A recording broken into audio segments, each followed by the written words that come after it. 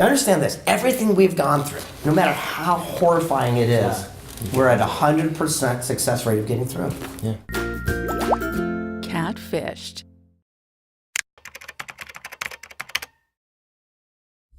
Greg is one of the most established, one of the most authentic and genuine and successful people in the personal development world, okay? He has published more than 50 books and 28 bestsellers. He's been translated into more than 45 languages. He's featured in more than 5 motion pictures and has featured also in countless magazines.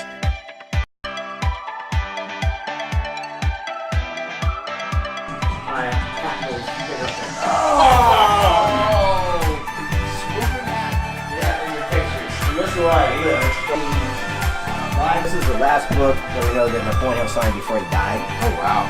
Big old jagged and stuff. This was the actual typewriter. Really interesting. Chill. Those are in India, yeah. And we did our stuff. So this is the birthday engraved right here. This is Lamborghini's actual watch. No way. Where everyone else gets a I got actually Lamborghini's watch. Oh, wow. We got in contact with Greg S. Reid to discuss how scammers are stealing his images and pretending to be him. Keep watching to see what happens next. Great. Hey, I want to thank you for doing this today. Super cool. You know, we own a company called socialcatfish.com. Right. We want to talk about the catfishing aspect of it. Yeah, it's been an interesting little journey here. At first, I think it was all Facebook. Yeah. You know, everyone was doing social networking, and then it became nothing but a sales fest. Almost everyone's pitching each other's products, goods, services, things of this nature. However, I realized that I built up a lot of alliances and associations, and then all of a sudden, people started popping up using my pictures. Yeah. And almost every week, I get an announcement from someone I know saying, hey, someone is using your image or your likeness. Crazy. Where we have to sit there and ask them, hey, well, you do report it, and then I report it, and 100% of the time they take them down. We ran a reverse image search on our website and it found 18 fake profiles. So, I mean, how has the internet like changed your life? You know, let's talk about like positive stuff first. Like, Well, my dating life's amazing. So, Quick tip. Switch your social media accounts to private. Only accept friend requests from people you know so you won't get your images stolen. it's kind of interesting because you have a far reach. Right. Now, this year alone, I'm speaking in London and then Australia, Ukraine. I'm going all around the world because I'm reaching a new audience that I never would have right here in San Diego. Right. Sure. So that's pretty neat. I mean, what are some of the stories, either people harassing online or people using your information online? What are some of the juicy stories? Interesting. I've had a couple experiences I was mentioned before. This one woman, fell in love with me, and I'm telling you, she just fell in love. And With your profile picture, exactly, though. Not the real stage Greg or the real Greg. it was the profile. It was a gentleman in Africa Shocking. who stole my identity and had a relationship for almost 2 years with this woman, and literally, I think he fell in love with her, and she fell in love with those images. Yeah. And then when he came clean, They both just got so deep into it. got so deep in you couldn't get out, and it's like going down the well. And when he revealed himself, obviously it split up, and then she found me. She hunted me down to tell me the story, and I go, gosh, I feel so bad. How can I make it up for you? I'm so bad. And she goes, no, you don't understand. She goes, I love you. I'm in love with you. We got in contact with the lady who thought she was talking to Greg Reid. Stay tuned for a video from her side of the story. I go, no, you're in love with those pictures. She goes, you don't understand. I've been in a relationship with you all this time. Crazy. And so her and I become friends, and we chat and talk, and we post and things of this nature.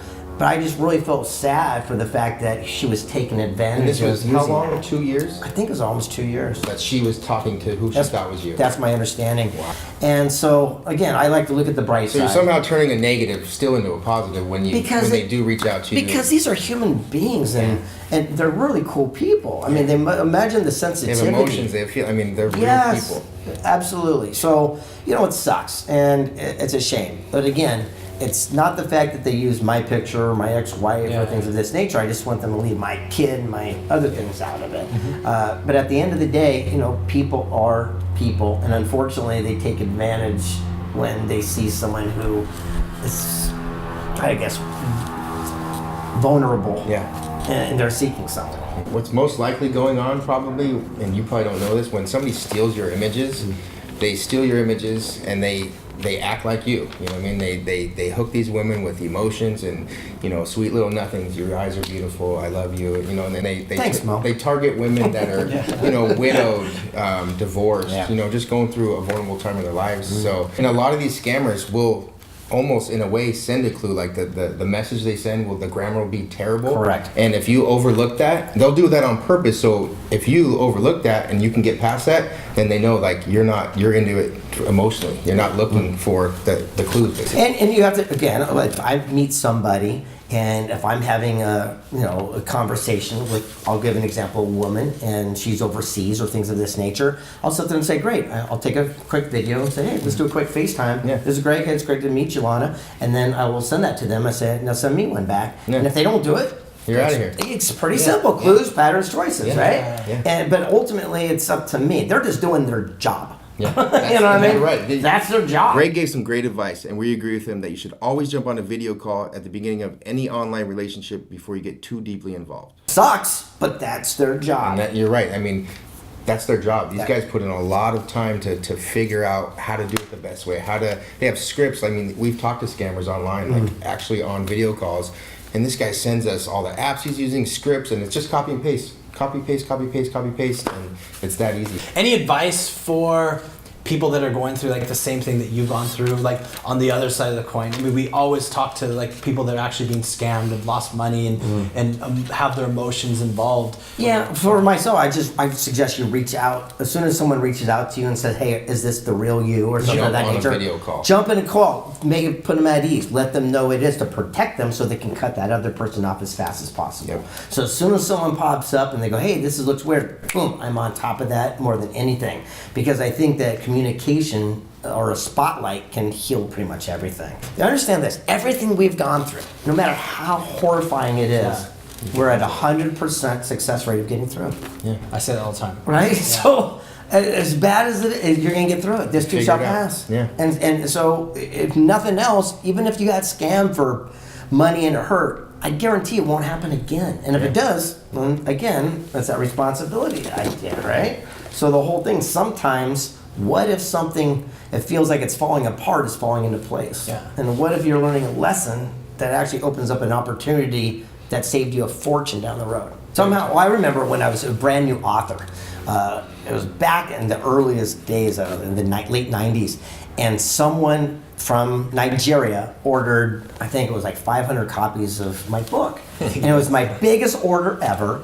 And again, I'm a skeptic, and so, this is before they're doing all the scams, but I kept going, no, it's legit. And they gave me a credit card number, it went through, I was going, woohoo, my biggest sale ever. Yeah. Shipped it, and then all of a sudden the bank calls me and says, hey, by the way, that was a stolen credit card. They did a chargeback, and it cost me thousands and thousands of dollars, man. which I did not have at that time. But this is true. I remember I just went, nice job. I go, that's never gonna happen again. I love it. Well, thank you, Greg. I really appreciate the time. Absolutely. Yeah, Awesome. Thank you so much. Anything I Appreciate can do to be a contribution, let me know. cool. Thank Word you. out. Sounds good. We had a great time chatting with Greg Reid. If you would like to follow him, his social media links are in the video description below. If you enjoyed this video, give it a thumbs up and subscribe below to see more videos just like this. Catfished.